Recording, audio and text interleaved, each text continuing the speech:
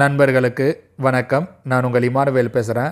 தற்பொழுது பூமத்திய ரேகையை ஒட்டிய இந்திய பெருங்கடல் பகுதிகளில் சுமத்ரா தீவுகள் அருகில் சுழற்சியானது நிலவி கொண்டிருக்கக்கூடிய ஒரு நிலை என்பது உங்களுக்கு தெரிந்தது தான். அது மட்டுமல்லாது மாலத்தீவுகள் பகுதிகளில் நிலவி கொண்டிருக்கக்கூடிய சுழற்சியானது அடுத்து வரக்கூடிய நாட்களில் மேற்கு திசையில் அரபிக்கடலை நோக்கி பயணிக்க இருக்கிறது. இவைகளெல்லாம் ஒருபுறம் இருக்க, மறுபுறம் கடல்சார் அலைவுகளின் தாக்கமானது நம்முடைய இந்திய பெருங்கடல் பகுதிகளில் அடுத்தடுத்து வரக்கூடிய நாட்களில் அதிகரிக்க இருக்கிறது. தற்பொழுது மேடன் ஜூலியன் அலைவான MJO என்று ஆங்கிலத்தில் அழைக்கப்படக்கூடிய அந்த கடல்சார் அலைவை பொறுத்தவரையில் அது அதனுடைய 7வது கட்டத்தில் மிக வலுகுன்றிய நிலையில் இருக்குது. ஆனால் அடுத்தடுத்து வரக்கூடிய நாட்களில் அது 1வது கட்டத்தை வலுவாக அடைந்து அதன் பிறகு 2வது கட்டத்தையும் அடையும். இதை நம்ம ஆங்கிலத்தில் ஃபேஸ் அப்படிங்கிற மாதிரி சொல்லுவோம். அதாவது MJO அதனோட ஃபேஸ் 1 மற்றும் 2க்கு அடுத்தடுத்து வரக்கூடிய நாட்களில் வலுவாக பயணிக்க இருக்கிறது. 1க்கும் அதிகமான வீச்சு அளவுடன், அதாவது ஆம்ப்ளிடியூட் லெவல்னு இதை நம்ம சொல்லுவோம். இது 1க்கும் குறைவாக இருக்குதுனாக்கா அது வலு குறைவாக இருக்குதுன்னு அர்த்தம். 1க்கும் அதிகமாக இருந்ததுனாக்கா அது வலுவாக இருக்குதுன்னு அர்த்தம்.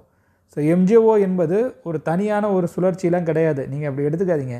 உங்களுக்கு MJO பற்றிய தகவல்கள் தெளிவாக தெரிஞ்சுக்கணும்னு ஆசை இருந்ததுன்னா அதற்கான காணொலியும் நமது அறிவுபசி சேனலில் இருக்கிறது. MJOனா என்ன, கடல்சார் அலைவுகள் எவ்வளோ முக்கியத்துவம் வாய்ந்தவை அப்படிங்கிறதெல்லாம் நான் டீட்டெயில்டாகவே எக்ஸ்பிளைன் பண்ணியிருக்கேன். வருங்காலங்களிலும் நமக்கு இந்த மழை வாய்ப்புகள்லாம் குறைந்த பிறகு நமக்கு ஒரு கேப் ஒன்று கிடைக்கும் இல்லையா, அதன் பிறகு நான் MJO தொடர்பாக மேலும் பல தகவல்களை அறிவுபசி சேனலில் பதிவு பண்ணலான்னு திட்டமிட்டு இருக்கிறேன். இப்போதைக்கு இந்த காணொலியில் நான் சொல்ல வரக்கூடிய விஷயத்தை சொல்லிடுறேன். கடல்சார் அலைவு மிக சாதகமாக வரப்போகிறது. மேடன் ஜூலியன் அலைவு சாதகத்தன்மை அதிகமாக இருப்பதன் காரணமாக இப்போ நமக்கு 10ஆம் தேதி வாக்கிலேயே பார்த்தீங்கன்னாக்கா கன்வெக்ஷன் ஆக்டிவிட்டீஸ் பயங்கரமாக இங்கே இம்ப்ரூவ் ஆகிடும்னு சொல்லலாம். பயங்கரமாக ரொம்ப பயங்கரம் அதிபயங்கரம் அப்படிலாம் கிடையாது.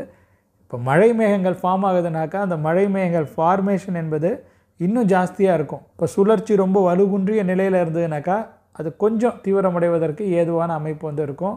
ஸோ இதனுடைய தாக்கத்தினால தான் அடுத்து உருவாக இருக்கக்கூடிய சுழற்சியானது இலங்கைக்கு மிக நெருக்கத்தில் இருக்கக்கூடிய தென்மேற்கு வங்கக்கடல் மற்றும் அதனை ஒட்டிய பூமத்திய ரேகையை ஒட்டிய இந்திய பெருங்கடல் பகுதிகளில் நிலை கொள்ள முற்படுவதற்கான வாய்ப்புகள் என்பது ஜனவரி 9 அல்லது 10ஆம் தேதிகளின் வாக்கில் இருக்கிறது. அதனால் நம்முடைய டெல்டாவிலும் மழைக்கான வாய்ப்புகள் இருக்குது. இவை போக நம்ம வடகடலோர மாவட்டங்களிலும் சில இடங்களில் மழையை எதிர்பார்க்கலாம் அப்படிங்கிற மாதிரியான நிலை தான் தற்சமயம் நிலவி கொண்டிருக்கிறது. இது தொடர்பாகவும் கடந்த காணொலியிலேயே நான் பாசிபிலிட்டிஸில் உங்களுக்கு எக்ஸ்பிளைன் பண்ணியிருப்பேன். அது இலங்கையை நெருங்கி அதன் பிறகு ஒரு அகடு என்கிற நிலையில், அதான் கிழக்கு திசை அகடு. ஸோ அந்த மாதிரிலாம் டெல்டாவிற்கு உள்ளாக ஊடுருவ முற்பட்டால் டெல்டாவிலலாம் கனத்த மழைக்கான வாய்ப்புகளும் இருக்கும். பட் எப்படி நடக்குது அப்படிங்கிறத நம்ம பார்க்கணும். பட் ரொம்ப பெரிய அளவில் இப்போ நம்ம எதிர்பார்ப்புகளை வைத்துக்கொள்ள வேண்டாம். இன்னும் ஒரு 24 மணி நேரத்திலிருந்து 36 மணி நேரம் காத்திருந்து இந்த மழை வாய்ப்புகளை உறுதி செய்தால் அது நன்மை பெயர்க்கக்கூடிய ஒரு விஷயமாக இருக்கும் அப்படிங்கிறது தான் நான் நினைக்கக்கூடிய ஒரு தகவலாக இருக்கிறது. அதனால தான் நான் காத்திருக்கிறேன். பட் மற்றபடி இந்த மாதிரியும் ஒரு மழை வாய்ப்பு இருக்குங்கிறத நீங்கள் தெரிந்து வைத்து கொள்ளுங்கள். எப்படியும் 9ஆம் தேதி இந்த மழை பதிவாக தொடங்குனுச்சுன்னா, நான் ஏற்கனவே சொல்லிட்டேன் 2 அல்லது ஒரு நாள் அதுதான் மேக்ஸிமம். அப்போ 11ஆம் தேதி வாக்கில் மழையானது குறைய தொடங்கிவிடும்னு சொல்லலாம். ஸோ 9 முதல் 11 வரையில் அப்படிங்கிற மாதிரி நீங்கள் வைத்துக்கொள்ளுங்கள். அதுதான் முதல் சுற்று. இப்போ இந்த மாதிரியெல்லாம் நடந்ததுனாக்கா, அதாவது இந்த சுழற்சி இலங்கைக்கு நெருக்கத்தில் வந்ததுனாக்கா இந்த மாதிரியான மழை வாய்ப்புகள் இருக்குது. 9 முதல் 11ஆம் தேதி முதல் சுற்று மழையை நம்ம எதிர்பார்க்கலாம். அதில் டெல்டா கொஞ்சம் பெனிஃபிட் அடைவதற்கான வாய்ப்புகள் இருக்கும். அதன் பிறகு தென் மாவட்டங்கள் பெனிஃபிட் கண்டிப்பாக அடையும். இலங்கையில் கனமழைக்கான வாய்ப்பு இருக்குங்க. இலங்கையினுடைய மழை வாய்ப்புகளை யாராலும் தடுக்க முடியாது. இதற்கு பிறகும் சுழற்சிகள் வரும். இதற்கு பிறகும் இலங்கையில் கனமழைக்கான வாய்ப்பு இருக்குது. இலங்கையினுடைய தென்கிழக்கு கடலோர பகுதிகள் நிச்சயமாக கனமழை பொழிவை ஜனவரி மாதத்தில் பெற இருக்கிறது. அதில் எந்த விதமான மாற்றங்களோ மாற்று கருத்துக்களோ கிடையாது. யாழ்ப்பாணத்திலும் மழை வாய்ப்புகள் இருக்கிறது. வவுனியா வனப்பகுதிகளிலும் மழையானது அடுத்த சுற்றில் பதிவாகும். அதே போல் மன்னார் பகுதிகளிலும் மழையானது உறுதியாக பதிவாகிடும். ஒருவேளை இப்படி நடக்கலைன்னா கூட இலங்கைக்கு தெற்கில் இந்த சுழற்சி வந்தால் கூட இலங்கையில் மழை உண்டு. ஸோ இலங்கையிலையும் தென்கடலோர மாவட்ட பகுதிகளிலையும் பதிவாகக்கூடிய அந்த மழை வாய்ப்புகளில் எந்த விதமான தொய்வும் இருக்க போகிறது கிடையாது. ஆனால் இப்போ இந்த சுழற்சி கொஞ்சம் ஹையர் ஆட்டிடியூடில் வந்துச்சுன்னா அது டெல்டாவிற்கும் வடகடலோர மாவட்டங்களுக்கும் கூட மழை வாய்ப்புகளை கொடுக்குங்கிறத நம்ம பார்க்க வேண்டியதாக இருக்கிறது. அதன் பிறகு தென்கடலோர மாவட்டங்களிலும் அது மழைப்பொழிவை ஏற்படுத்தி, தென் உள் மாவட்ட பகுதிகளிலும் மழைப்பொழிவை ஏற்படுத்தி மாலத்தீவுகள் கடல் பகுதிகளை அடைந்து அதன் பிறகு அரபிக்கடல் பகுதிகளை நோக்கி நகர்ந்து செல்லும். அப்போ மாலத்தீவுகள் கடல் பகுதிகள் அந்த இடங்களிலேயும் அந்த நேரத்திலும் அடுத்த சுற்றிலும் பலனடையும். ஸோ மாலத்தீவுகளில் அடுத்தடுத்து வரக்கூடிய நாட்களிலும் மழைக்கான வாய்ப்புகள் இருக்கிறது. இப்பொழுது இந்த சுழற்சி நகர்ந்து அரபிக்கடல் பகுதிகளுக்கு சென்றாலுமே கூட மாலத்தீவுகளில் மீண்டும் மழை பதிவாகுவதற்கான வாய்ப்புகள் இருக்கும். மீண்டும் மீண்டும் சுழற்சிகள் மாலத்தீவுகளுக்கு நெருக்கத்தில் வருவதற்கான அமைப்புகள் என்பது இருக்கும். இந்த வடகடலோர மாவட்ட மழை வாய்ப்புகளை இன்னும் ஒரு 24 மணி நேரத்திலிருந்து 36 மணி நேரத்திற்குள்ளாக நம்ம உறுதிப்படவே சொல்லிட முடியும். அதில் எந்தெந்த குறிப்பிட்ட பகுதிகளில் கொஞ்சம் கவனமாக இருக்கணுங்கிறது தொடர்பாகவும் நம்மளால் சொல்லிட முடியும். ஸோ அதற்காக நீங்கள் காத்திருங்க. இதெல்லாம் ஒரு புறம் இருக்க, இந்த சுழற்சிக்கு பிறகு அடுத்த சுழற்சி உருவாகுமான்னு கேட்டிங்கன்னா நிச்சயமாக உருவாகும். அதில் என்ன மாற்று கருத்து இருக்குது? இதுதான் நம்ம ஏற்கனவே சொன்னது தானே. அதன் பிறகு பார்த்திங்கனாக்கா இந்த சுழற்சி ஜனவரி 9, 11 இங்கே ஆக்டிவாக இருக்குல்ல. அப்போ அந்த நேரத்திலேயே சுமத்ரா தீவுகள் மற்றும் அதனை ஒட்டி இருக்கக்கூடிய பூமத்திய ரேகையை ஒட்டிய இந்திய பெருங்கடல் பகுதிகளில் அடுத்த சுழற்சி உருவாகிடும். 10ஆம் தேதி 11ஆம் தேதி வாக்கில் அப்படிங்கிற மாதிரி வைத்துக்கொள்வோம். அந்த சுழற்சியும் நகர்ந்து இலங்கைக்கு அருகில் அல்லது இலங்கைக்கு தெற்கே இருக்கக்கூடிய கடல் பகுதிகளில் மழைப்பொழிவை ஏற்படுத்துவதற்கான வாய்ப்புகள் என்பது இருக்கும். அந்த காலகட்டத்தில் மேடன் ஜூலியன் அலைவின் தாக்கமும் ஓரளவிற்கு பெட்டராக இருப்பதனால அந்த காலகட்டத்திலும் டெல்டா மற்றும் வடகடலோர மாவட்டங்களில் சில இடங்களில் மழைக்கான வாய்ப்புகள் இருக்கலாம். இவைகள் அனைத்துமே கடல்சார் அலைவுகளின் அந்த தாக்கத்தை பொறுத்தது, சுழற்சியின் நகர்வுகளை பொறுத்தது தான். நம்ம என்ன நடக்குதுங்கிறத வெயிட் பண்ணி பார்க்கலாம். இன்னும் ஒரு 2-3 நாள்.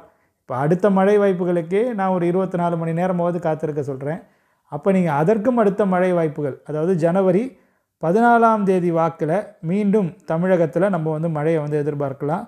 இதுதான் செகண்ட் ஸ்பெல், செகண்ட் ரவுண்டுன்னு சொல்லலாம். இது ஃபஸ்ட்டு ரவுண்டு. இதற்கு பிறகும் சுழற்சிகள் உருவாகுமான்னு கேட்டிங்கனாக்கா கண்டிப்பாக உருவாக தான் போகுது. அதுலேயும் உங்களுக்கு மாற்று கருத்தெல்லாம் வேணாம். இதன் பிறகும் பூமத்திய ரேகையை ஒட்டிய இந்திய பெருங்கடல் பகுதிகளில் நம்ம சுழற்சிகளை எதிர்பார்க்கலாம். குறிப்பாக 16 அல்லது 17ஆம் தேதி வாக்கில் நான் சுழற்சியை எதிர்பார்க்குறேன். அந்த சுழற்சி மறுபடியும் தெற்கு இலங்கைக்கு நெருக்கத்தில் இருக்கக்கூடிய கடல் பகுதிகளில் நிலை கொள்ளும் பொழுது மீண்டும் பார்த்திங்கனாக்கா இலங்கையில் சில இடங்களில் வலுவான மழைக்கான வாய்ப்புகள் என்பது உண்டு. குறிப்பாக கிழக்கு கடலோர பகுதிகளுக்கு, அதுலேயும் அம்பாறை, முல்லைத்தீவு, மட்டக்களப்பு மாதிரியான மாவட்டங்கள்லாம் பலனடைய தான் போகுது. மழை வாய்ப்புகள் அடுத்தடுத்து வரக்கூடிய சுற்றிலும் அந்த பகுதிகளுக்கு இருக்கிறது. இதனை அடிப்படையாக வைத்து தான் நான் கொஞ்சம் நாட்களுக்கு முன்பாகவே கடந்த ஆண்டே 2024ஆம் ஆண்டினுடைய இறுதி காலகட்டத்தில் அடுத்து பிறக்க இருக்கக்கூடிய ஜனவரி மாதத்தில் இலங்கையில் நிச்சயமாக கனத்த மழைக்கான வாய்ப்புகள்லாம் இருக்குது அப்படிங்கிற மாதிரி பகிர்ந்திருந்தேன். அதுதான் நடக்க போகுது அடுத்தடுத்த சுழற்சிகளில். ஸோ கடந்த சுற்றில் இருந்த மாதிரி அடுத்த சுற்றில் இருக்காது. ஏன்னா கடல்சார் அலைவுகள் ரொம்ப சாதகமாக வரப்போகுது. அப்போ நம்முடைய எதிர்பார்ப்பு என்பது இந்த 2வது சுற்று இருக்குதுல்ல, ஜனவரி 14ஆம் தேதி வாக்கில் பதிவாக தொடங்கும் அப்படிங்கிற மாதிரி நம்ம எதிர்பார்க்குறோம் இல்லையா. ஸோ அந்த சுற்றில் சில இடங்களில் கனமழை பதிவாகும் அப்படிங்கிற மாதிரி தான் நான் எதிர்பார்க்குறேன். குறிப்பாக இலங்கையில் கனமழைக்கான வாய்ப்புகள் இருக்குது. தமிழக பகுதிகளும் அந்த நேரத்தில் மழைப்பொழிவு பெறும். அது சூழ்நிலையை பொறுத்தது. அது என்னங்கிறத நம்ம பார்க்கலாம். தென்கடலோர மாவட்டங்களுக்கு நிச்சயமாக மழை இருக்கும் அப்படிங்கிற மாதிரி எடுத்துக்கொள்ளலாம். ஸோ இதன் பிறகும் சுற்றானது இருக்கிறது. 3வது சுற்று 16 அல்லது 17ஆம் தேதி வாக்கில் சுழற்சி உருவாகி கடல்சார் அலைவுகள் வருகை புரிவதனால இந்த மழை வாய்ப்புகளில் முன்ன பின்ன மாறுதல்கள் இருக்கலாம். ஏன்னா 14ஆம் தேதி 2வது சுற்று தொடங்கும் அப்படிங்கிற மாதிரி நமக்கு ஒரு எதிர்பார்ப்பு இருக்குது. 15ஆம் தேதி வாக்கில் கூட நமக்கு அடுத்த சுழற்சி ஃபார்ம் ஆகிடலாம். ஏன்னா 14லே மழை பதிவாக தொடங்கிடுது இல்லையா. ஸோ 15ஆம் தேதி அல்லது 16ஆம் தேதி வாக்கிலேயே சுழற்சி பூமத்திய ரேகையை ஒட்டிய இந்திய பெருங்கடல் பகுதிகளில் மறுபடியும் உருவாகி அதன் பிறகு இலங்கையை நோக்கி நகர்ந்து வந்ததென்றால் அடுத்த சுற்று மழைக்கான வாய்ப்புகளும் இருக்கும். பார்க்கலாம். இப்படி தான் நடக்க போகுது. எப்படி இருந்தாலும் ஜனவரியில் மழை வாய்ப்பு இருக்குதுன்னு மட்டும் தெரிஞ்சுட்டு இலங்கையில் நிச்சயமாக கனமழை இருக்குங்கிறதும் உறுதி தான். தமிழக பகுதிகளில் தென்கடலோர மாவட்டங்களுக்கும் டெல்டாவிற்கும் மழை இருக்குங்கிறது கிட்டத்தட்ட உறுதியாயிட்டு, வட தமிழகத்திற்கும் மழை இருக்காங்கிறது மட்டும்தான் இப்போ ஒரு கேள்விக்குறியாக இருக்குது. அதை தான் நீங்களும் முன் வைக்கிறீங்க தொடர்ச்சியான கேள்விகளின் வாயிலாக. அந்த வட உள் மாவட்ட மழை வாய்ப்புகளை பொறுத்த வரைக்கும் நம்ம ஒரு 24 மணி நேரம் வெயிட் பண்ணுறது ரொம்ப நல்லது. பட் ஆனால் அதுக்காக நம்ம வெயிட் பண்ணிக்கிட்டே இருந்தோம்னாக்கா நாட்கள் தான் ஓடிக்கொண்டே இருக்கும். இப்போ இருக்கிற கேப்பை நம்ம கரெக்டாக பயன்படுத்திக்கணுங்கிறது தான் நான் சொல்லக்கூடிய விஷயமாக இருக்கிறது. எப்படியும் அடுத்த சுற்று என்பது ஜனவரி 9ஆம் தேதி வாக்கில் அப்படிங்கிற மாதிரி தான் நமக்கு தெரிய வந்திருக்குது. கொஞ்சம் இயர்லியராக நீங்கள் வச்சுக்கிட்டா கூட இன்றைக்கி 4ஆம் தேதி தான் ஆகுது. அடுத்து நமக்கு ஒரு 3-4 நாள் நிச்சயமாக இருக்கிறது. ஸோ அந்த காலகட்டத்தை நம்ம கரெக்டாக யூட்டிலைஸ் பண்ணிக்கலாம் அப்படிங்கிறது தான் நான் நினைக்கிறது. அவ்வளோதான் தோழர்களே இந்த காணொலியை பொறுத்த வரைக்கும். ஸோ தொடர்ந்து நீங்கள் இணைந்திருங்க. ஏன்னா சுழற்சிகள் அடுத்தடுத்து வரக்கூடிய நாட்களிலும் நமக்கு லோவர் லேட்டிடியூடில் ஃபார்ம் ஆகி அதன் பிறகு கொஞ்சம் ஹையர் லேட்டிடியூடில் வருவதற்கான வாய்ப்புகள் இருக்குது. கொஞ்சம் ஹையர் லேட்டிடியூட்னால் இலங்கைக்கு நெருக்கத்தில் வருவதற்கான வாய்ப்புகள் இருக்குது. அதற்கு காரணம் என்னென்னு கேட்டிங்கனாக்கா கடல்சார் அலைவுகளின் சாதகத்தன்மை தான். நான் இப்போ இந்த காணொலியில் சொல்லியிருக்கக்கூடிய தகவல்களில் உங்களுக்கு ஏதேனும் சந்தேகங்கள் இருந்தால் அதை மறக்காமல் கருத்துரை பகுதியில் பகிருங்க. அவைகளுக்கு நான் நள்ளிரவை ஒட்டிய அதிகாலை நேர காணொலியில் விளக்கங்கள் வழங்குகிறேன். இந்த மாதிரியான காணொளிகள் உங்களுக்கு பிடித்திருந்தால் அடுத்து வரக்கூடிய நாட்களிலும் இதை போன்ற காணொளிகள் வேண்டுமென்று நீங்கள் நினைத்தால் நீங்கள் இந்த காணொளியை லைக் செய்து கொள்ளுங்கள், உங்கள் நண்பர்களுடன் பகிர்ந்து கொண்டு ஷேர் செய்து கொள்ளுங்கள். மறக்காமல் நம்முடைய யூடியூப் பக்கத்திற்கோ அல்லது முகநூல் பக்கத்திற்கோ சப்ஸ்கிரைப் அல்லது ஃபாலோ செய்து வைத்து கொள்ளுங்கள். வானிலை தொடர்பான பல விஷயங்களை அடுத்தடுத்து வரக்கூடிய காணொளிகளில் உங்கள் கூட பகிர்ந்து கொள்ள நான் காத்திருக்கேன். அது வரையில் உங்களிடமிருந்து விடைபெற்றுக் கொள்வது உங்கள் இமானுவேல். நன்றி, வணக்கம்.